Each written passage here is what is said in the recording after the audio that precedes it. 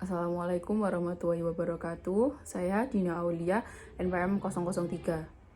Saya akan memenuhi tugas UAS saya dengan menjelaskan tentang kepemimpinan dalam bisnis. Apa sih kepemimpinan itu?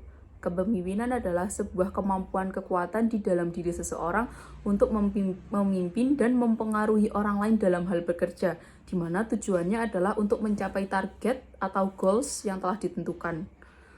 Tujuan, fungsi, dan gaya kepemimpinan ada 3. Yang pertama tujuan.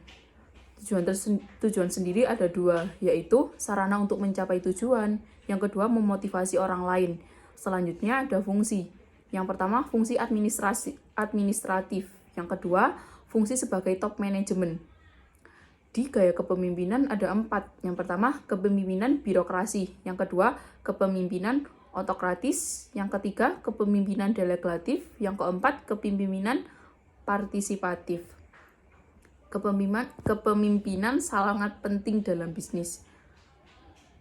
Karena bisnis sangat diperlukan karena berpengaruh dalam perkembangan bisnis yang dilakukan. Bahkan ada yang mengatakan bahwasanya kepemimpinan merupakan sebuah karakter utama yang diperlukan dalam bisnis.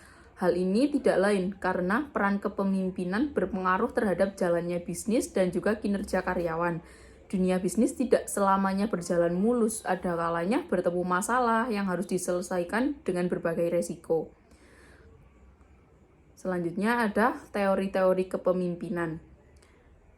Teori kepemimpinan ada 4. Yang pertama teori sifat, yang kedua teori situasional, yang ketiga teori perilaku, yang keempat teori transformasional. Teori yang pertama adalah menekankan pada aspek kepribadian.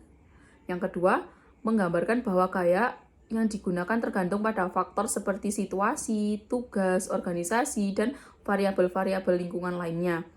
Yang ketiga, struktur inisiatif menjelaskan bahwa seorang pemimpin itu mengatur dan menentukan pola organisasi, saluran komunikasi, struktur peran dalam pencapaian tujuan, dan cara pelaksanaannya. Yang keempat, kepemimpinan ini adalah gaya yang digunakan bergantung pada faktor seperti situasi, karyawan, organisasi, dan variabel-variabel lingkungan lainnya. Cara pemimpin mengambil keputusan dengan baik. Yang pertama, khawatirlah sebelum melangkah. Yang kedua, mengajukan 5 pertanyaan pokok pada diri sendiri. Pertanyaan tersebut meliputi, apakah saya harus membuat keputusan ini? Apakah sesungguhnya yang harus saya putuskan? Kapan saya harus membuat keputusan? Apa saja yang harus saya ketahui sebelumnya? Yang terakhir, bagaimana caranya saya membuat keputusan ini? Hal yang dilakukan pemimpin dalam mengatasi masalah. Apa aja sih? Yang pertama, mengubah struktur individual dan struktur organisasi. Lalu konflik antar individu maupun antar kelompok. Next, tindakan yang otoriter. Selanjutnya, konflik dari dalam individu. Terima kasih. Assalamualaikum warahmatullahi wabarakatuh.